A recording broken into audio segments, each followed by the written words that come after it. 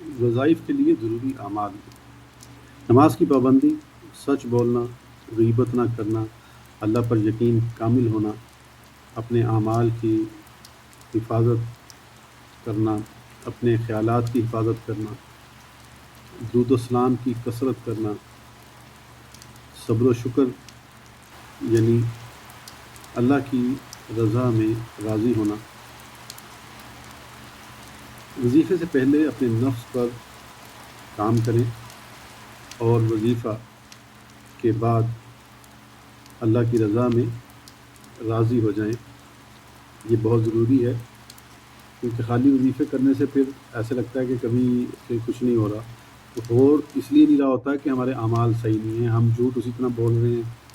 ہم غیبت اسی طرح کر رہے ہیں، سارے برے اعمال ہم فالو کر رہے ہیں، تو پھر کہاں سے اثر ہوگا۔